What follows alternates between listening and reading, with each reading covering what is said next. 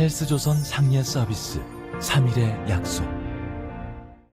1982년 영국과 아르헨티나가 맞붙은 포클랜드 전쟁에서 영국은 승리했습니다. 그러나 영국도 258명 전사자가 생겼습니다. 당시 마거렛 대처 총리는 영국군 전사자 258명의 가족들에게 일일이 추도 편지를 작성했습니다.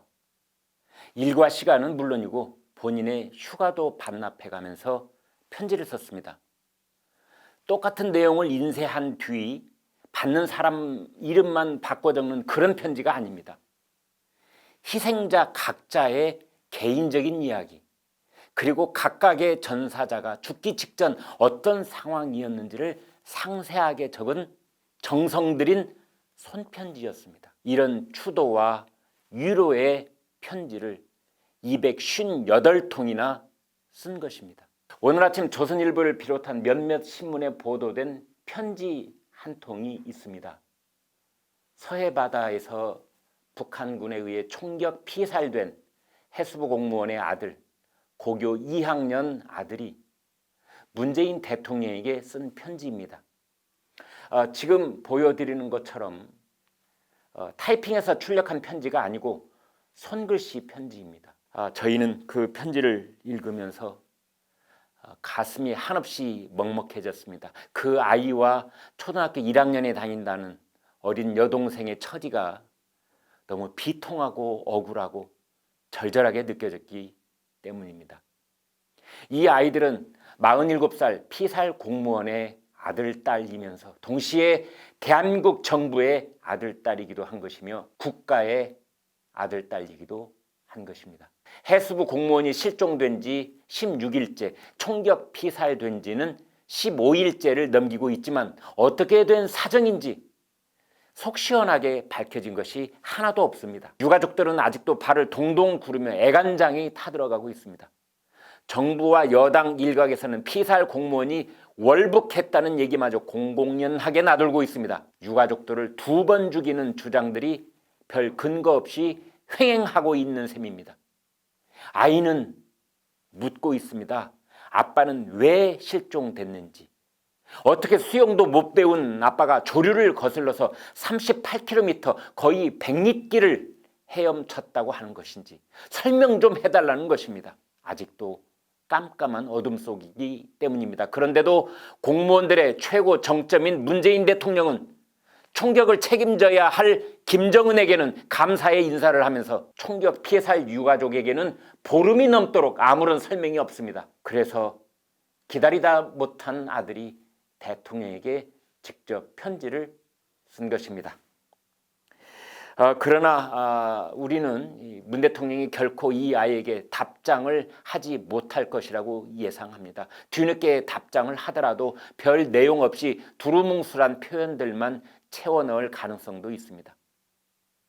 우리는 왜 대통령과 청와대가 이 아이에게 답장을 못할 것이라고 보는지, 이 아이가 보낸 편지 전문을 살펴서 그 이유를 말씀드리겠습니다. 1449글자인 이 손편지는 자신과 가족이 처한 상황을 설명하면서 동시에 문재인 대통령에게 직접 10가지 질문을 던지고 있습니다. 그 질문을 짚어드리겠습니다.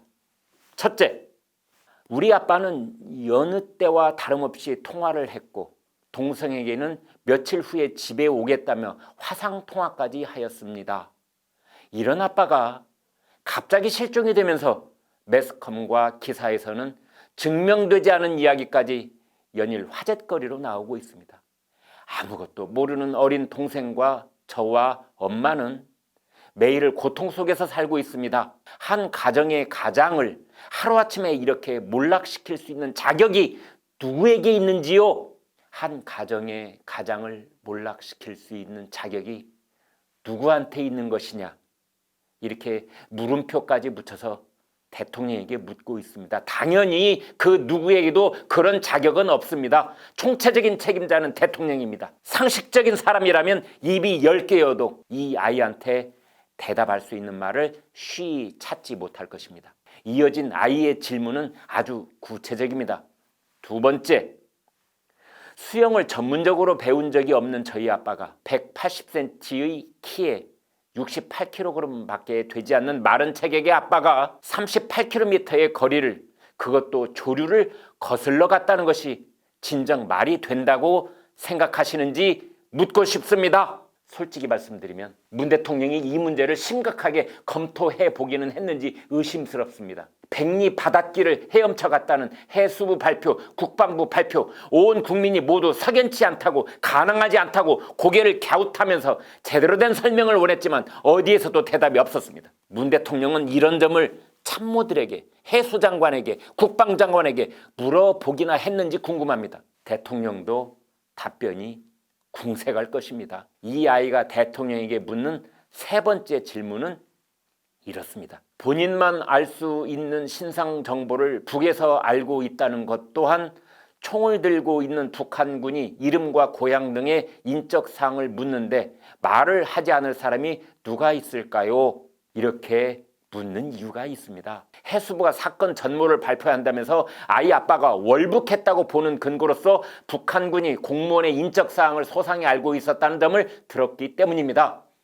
그런데 아이 입장에서는 이 대목이 전혀 납득이 되지 않는 것입니다. 우리 또한 아이와 똑같은 심정이었습니다. 어떻게 월북의 근거가 될 수 있습니까? 그것이. 그래서 아이는 문 대통령에게 묻고 있는 것입니다. 총을 들이대고 있는데 인적 사항을 대답하지 않는 사람이 어디 있겠느냐고 따지고 있는 것입니다. 대통령은 대답 못할 것입니다. 그래서 이 아이가 대통령에게 대신 알려줍니다. 이렇게 알려줍니다. 생명의 위험을 느낀다면 누구나 살기 위한 발버둥을 칠 수밖에 없다고 생각합니다. 이 고교 2학년 아들은 아주 중요한 문제를 제기합니다. 넷째, 저는 북측 해역에서 발견되었다는 사람이 저의 아빠라는 사실도 인정할 수 없는데 나라에서는 설득할 수 없는, 설득력 없는 이유만을 증거라고 말하고 있습니다. 이 문제도 절대 간단한 문제가 아닙니다. 피살 사건에서 가장 중요한 증거는 피살자의 시신 그리고 유류품입니다. 그런데 피살자는 소각된 것으로 보이며 유류품은 아직까지 발견되지 않았고 우리 해군과 해양경찰은 수색하는 신용만 하고 있다는 비난을 듣고 있습니다. 아이 입장에서 지금까지 드러난 팩트는 아빠가 실종됐다는 것, 그리고 이튿날 누군가가 북한군에게 총살 피격됐다는 것, 이 두 가지뿐입니다.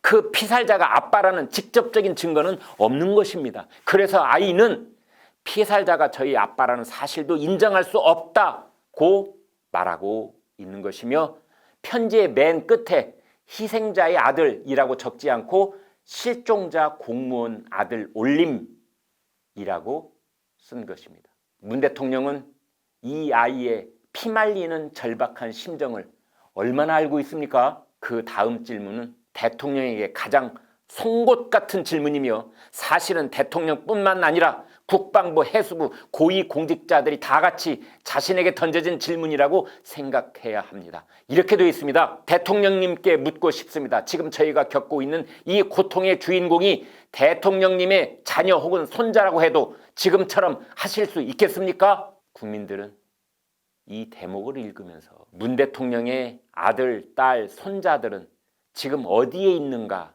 하고 잠시 떠올리지 않을 수 없습니다. 그러면서 이번에는 국민들이 대통령에게 묻습니다. 문 대통령은 이번에 희생된 해수부 공무원의 아들을 자신의 피부치 생각하듯 그렇게 여긴 적이 단 한순간이라도 있었습니까? 그렇다면 이렇게 할 수 있습니까? 아이가 대통령에게 던지는 다음 질문이 이 편지의 핵심 중에 핵심이라고 할 수 있습니다.